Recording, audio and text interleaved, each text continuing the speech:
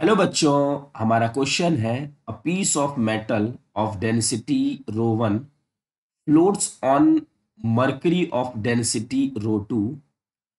The coefficient of expansion of the metal and mercury are gamma 1 and gamma 2 respectively. The temperature of both mercury and metal are increased by delta T. Then match the following. तो देखिए बच्चों, सबसे पहले हम इसकी situation समझते हैं. मान लीजिए कि हमारे पास ये एक कंटेनर है और इस कंटेनर के अंदर भरा हुआ है इस कंटेनर के अंदर भरा हुआ है मरकरी. ये है हमारा मरकरी. ठीक. अब इस मरकरी के अंदर एक ब्लॉक रखा हुआ है. ये ब्लॉक हमारा कुछ ऐसे है. ये ब्लॉक, इस ब्लॉक की जो डेंसिटी दी हुई है, a piece of metal block, इसकी जो डेंसिटी दी हुई है रो वन, और इस मरकरी की जो डेंसिटी दी हुई है रो टू. ठीक है बच्चों. तो हम ये मान लेते हैं let you volume of metal block. हमने मेटल ब्लॉक का जो है उसका वॉल्यूम यू मान लिया और वी मान लेते हैं volume of submerged block. Submerged block. Submerged block का क्या मतलब है? जो इस पानी के अंदर, सॉरी, जो इस मरकरी के अंदर डूबा हुआ है, इसे कहते हैं हम सबमर्ज.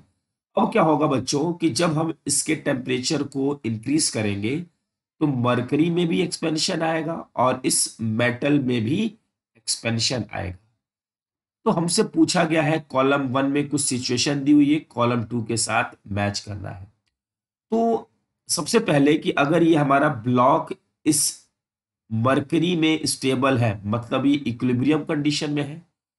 और इक्विलिब्रियम में का मतलब बच्चों, नीचे लगने वाला फोर्स जो होगा जिसे हम mg कहते हैं, ऊपर लगने वाली फोर्स के इक्वल होगा. और ऊपर लगने वाला फोर्स क्या कहलाता है? Buoyant force. Buoyant force. ठीक. तो ये बॉयंट्स का फोर्स और mg फोर्स अगर इक्वल हो जाएंगे तो ये हमारा इक्विलिब्रियम में रहेगा. तो according to buoyant force according to buoyant force क्या होता है? buoyant force का फॉर्मूला रो वी जी. तो v क्या है? u. रो है डेंसिटी और ये है मेटल के लिए, into g is equal to volume. Rho किसके लिए है? ये मरकरी के लिए है, इंटू जी. यहां से बच्चों जी से जी कैंसिल आउट हो जाएगा और ये आ जाएगा v upon U is equal to density of metal और डेंसिटी ऑफ Hg. इसको हम मान लेते हैं K1 और ये रही इक्वेशन नंबर 1. ठीक. दूसरे केस में बच्चों की by increasing the temperature delta T. तो जब हमने इंक्रीज किया टेम्परेचर को तो हम लिख सकते हैं now we increase the temperature by delta T. ये है बिफोर टेम्परेचर इंक्रीज और ये है आफ्टर टेम्परेचर इंक्रीज. तो आफ्टर बच्चों क्या होगा? इसके वॉल्यूम में कुछ एक्सपेंशन आएगा, इसके वॉल्यूम में भी कुछ एक्सपेंशन आएगा. तो हम उनके एक्सपेंशन को V dash upon U dash कह सकते हैं. और ये हो जाएगी डेंसिटी भी इनकी चेंज हो जाएगी तो डैश ले लेते हैं. ये हमारा एच जी. और इसको मान लेते हैं बच्चों K2 और ये रही हमारी इक्वेशन नंबर 2. अब इन दोनों इक्वेशन को डिवाइड कर दिया जाए K2 अपॉन K1.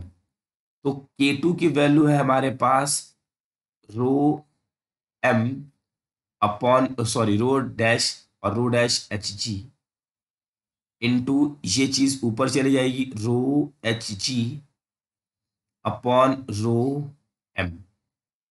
यहां से बच्चों हम लिख सकते हैं rho dash M into rho for H G, density में जो चेंज हुआ है, तो rho dash H G 1 + gamma 2 delta 2, H G के लिए हमारा क्या है, gamma 2, divided by rho dash H G, और इसके लिए लिख सकते हैं बच्चों rho dash M 1 + gamma 1 into delta 2। ये यहां से कैंसिल आउट, और K2/K1 की जो वैल्यू होगी 1 + गामा 2 डेल्टा 2, 1 + गामा 1 डेल्टा 2। अब यहां से बच्चों लिखा जा सकता है K2/K1 is equal to 1 + gamma 2 delta 2, 1 + gamma 1 delta 2 की पावर -1 लिखा जा सकता है। हमने एक कंसेप्ट पढ़ा है मैथ्स में, बाइनोमियल एक्सपेंशन, ये होता है 1 + x की पावर n। अगर बच्चों x बहुत छोटा हुआ 1 से, तो ये लिखा जा सकता है 1 + nx। ठीक, तो इसको लिखने का तरीका है K2/K1 is equal to 1 + gamma 2 delta 2, 1 - gamma 1 into delta 2। ठीक, इसको लिखा जा सकता है। अब यहां से बच्चों K2/K1 is equal to 1 + gamma 2 -gamma 1 into delta 2, इसको लिख सकते हैं। If K2 is greater than K1, मान लेते हैं ऐसा, तो हमारे पास ये कुछ कंडीशन दी हुई है। सबसे पहली कंडीशन ए, कि अगर बच्चों y2 बड़ा हो गया y1 से, या फिर sorry gamma 2 is greater than gamma 1, तो कौन सी सिचुएशन सेटिस्फाई करेगी। देखिए, इसको लिख सकते हैं K2/K1, इस तरफ आएगा तो -1 is equal to gamma 2 -gamma 1 into delta 2। इसको लिखा जा सकता है K2 - K1/K1 is equal to gamma 2 -gamma 1 into delta 2। ये जो बच्चों हमें दिया हुआ है, ये क्या है, fractional change. It represent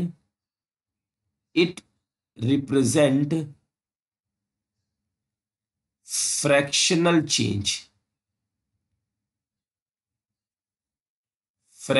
change, in volume. तो अगर बच्चों गामा 2 बड़ा हुआ गामा 1 से, तो फ्रैक्शनल चेंज आएगा वॉल्यूम में, मींस इसका हो जाएगा ये Q।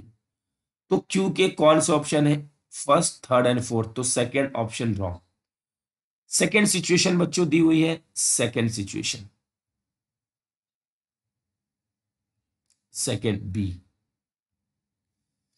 Gamma 2 is equal to gamma 1। मतलब बच्चों कि हमारे इस मरकरी में जितना एक्सपेंशन हुआ, उतना एक्सपेंशन हमारी इस मेटल में हुआ। तो यहां पे अगर हम वैल्यू को पुट कर दे, तो क्या होगा, गामा 2 और गामा 1 इक्वल हो गए, तो ये हमारा पार्ट 0 हो जाएगा, और फ्रैक्शनल चेंज इन वॉल्यूम वो हमारा 0 आ जाएगा, मींस नो चेंज। तो no effect on fraction of solid submerge in mercury. तो ये तो बहुत ही सिंपल है, सीधा हमको यहाँ पे पुट करना है, और K2 - K1/K1 की वैल्यू बच्चों 0 आ जाएगी, मीन्स नो चेंज। फिर बोला गया if y2 means gamma 2 is less than gamma 1। Gamma 2 क्या है, मरकरी, मरकरी की वॉल्यूमेट्रिक कोफिशिएंट। अब बच्चों अगर मेटल का मेटल का कोफिशिएंट ऑफ एक्सपेंशन ज्यादा हुआ, तो ये ज्यादा एक्सपेंड करेगा, और ये वाला जब ज्यादा एक्सपेंड करेगा, तो इसकी डेंसिटी घटेगी, और डेंसिटी घटेगी तो ये हमारा क्या हो जाएगा, लिफ्ट हो जाएगा। आप ऐसे सोच लीजिए, अगर y2 छोटा होगा और ये वाली वैल्यू बड़ी हो जाएगी, अगर ये वाली वैल्यू बड़ी होगी, तो ओवरऑल रिजल्ट नेगेटिव में आ जाएगा।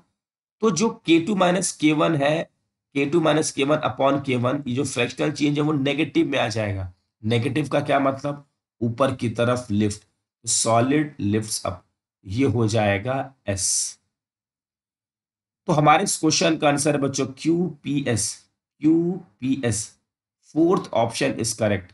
आई होप बच्चों कि आपको ये क्वेश्चन अच्छे से समझ में आ गया होगा। Thank you.